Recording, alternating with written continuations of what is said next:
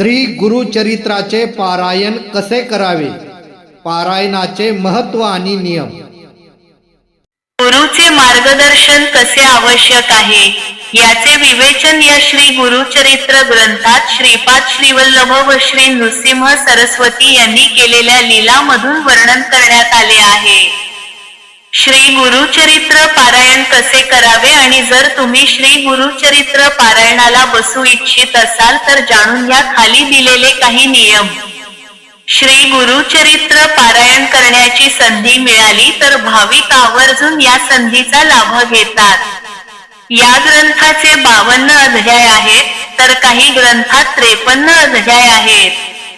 श्री दत्तात्रय महाप्रभूंनी नामधारकास अतिसामान्यांना गुरुप्रणीत मार्ग मिळावा म्हणून श्री गुरुचरित्र सांगितले आहे.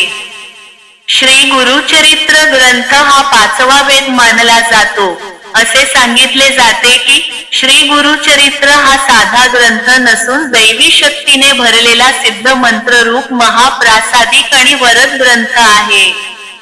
श्री गुरुचरित्राचे पारायण हे अंतःकरण शुद्ध असतानाच केलेले चालते.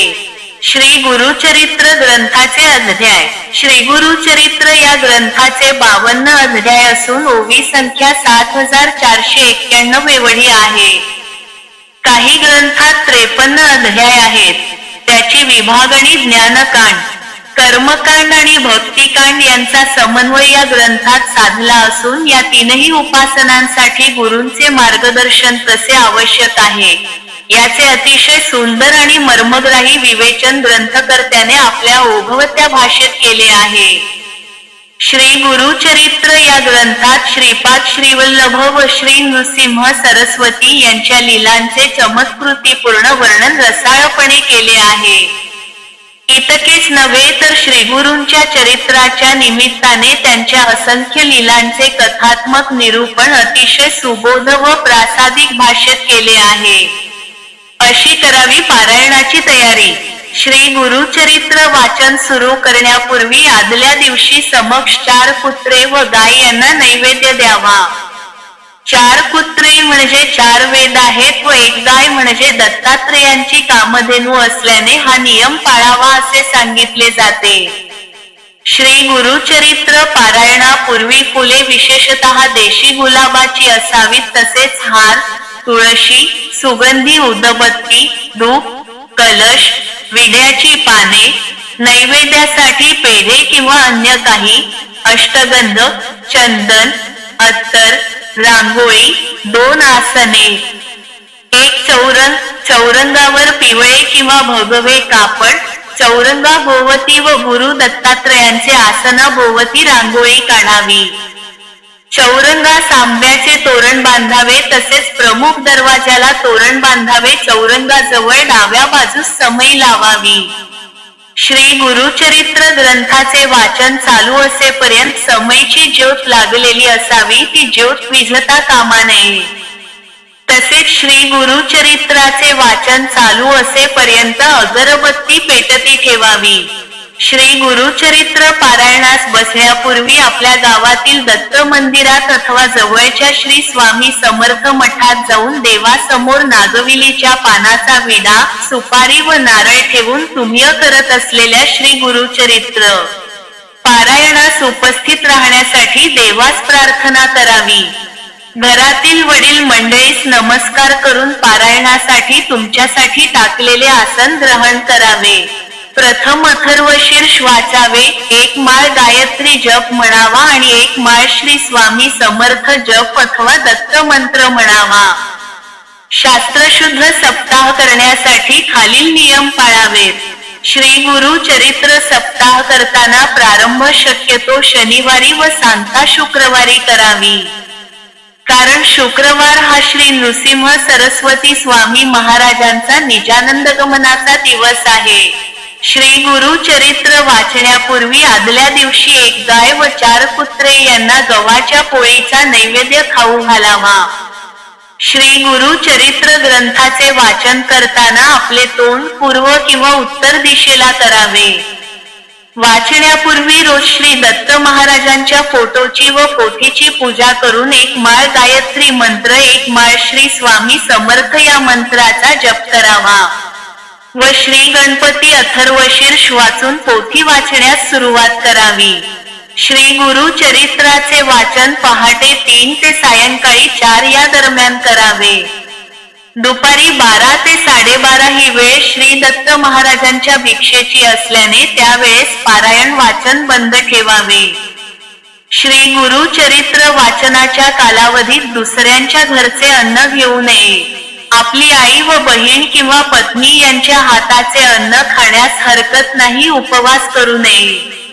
दोन्ही वेळेस सकाळ संध्याकाळ एक धान्य फराळ करावा.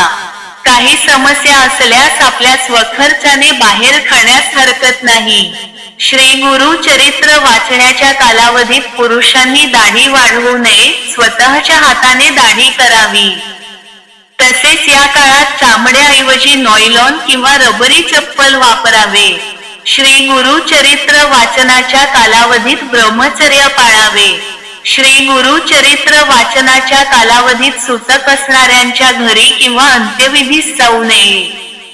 स्वतःच्या कुटुंबात जर सूतक आले तर अशा वेळेस श्री गुरु चरित्र पारायण दुसऱ्यांकडून पूर्ण करून घ्यावे.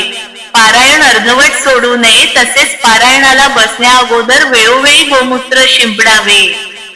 श्री गुरु चरित्र पारायण सप्ताह कालावधीत रोज सकाळी व संध्याकाळी श्री गुरु चरित्राच्या पोथीस नैवेद्य दाखवून आरती करावी.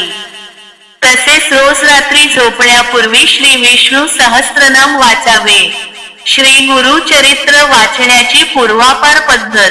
पहिला दिवस अध्याय 1 ते 9, दुसरा दिवस अध्याय 10 ते 21, तिसरा दिवस अध्याय 22 ते 29, चौथा दिवस अध्याय 30 ते 35, पाचवा दिवस अध्याय 36 ते 38, सहावा दिवस अध्याय 39 ते 43, सातवा दिवस अध्याय 44 ते 53.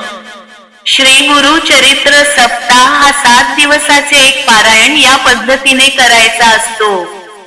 परंतु 21 दिवसात 3 पारायण, 49 दिवसात 7 पारायण करायच्या देखील पद्धती आहेत. 7 दिवसाच्या सप्ताहाची 8व्या दिवशी सांगता करावी.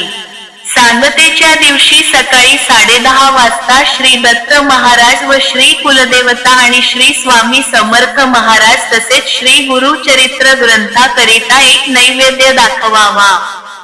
ग्रंथाचा नैवेद्य गाईला खाऊ घालावा किंवा स्वतः खावा. मगच आपण भोजन करावे. श्री गुरु चरित्र वाचनाच्या कालावधीमध्ये सुद्धा आपल्या नित्य सेवेत खंड पडू देऊ नये. शक्यतोवर जमिनीवर झोपावे, पलंगावर झोपू नये. हे देखील जाणकारांना माहीत असावे. श्री गुरु चरित्र 3 दिवसीय वाचू नये. 1 दिवसीय पारायण फक्त दत्तनाम व राष्ट्र सेवेसाठी करावे. वैयक्तिक पारायण 7 दिवसाचे करावे. श्री गुरु चरित्राच्या निष्ठापूर्वक पारायणने अनुभूतीपूर्वक साक्षात्कार होतो असे या ग्रंथाचे वैशिष्ट्य आहे. दुःखितांना, वेगवेगळ्या प्रकारच्या शापितांना, असाध्य आजार झालेल्यांना, पितृदोष असणाऱ्यांना श्री गुरु चरित्र एकमेव असे साधन आहे जे शुभ फल प्राप्ती देते असे सांगण्यात येते. सेवेकऱ्यांसाठी ही माहिती देण्यात आली आहे. ही माहिती आपल्या जवळच्या श्री स्वामी समर्थ केंद्रात दिली जाते.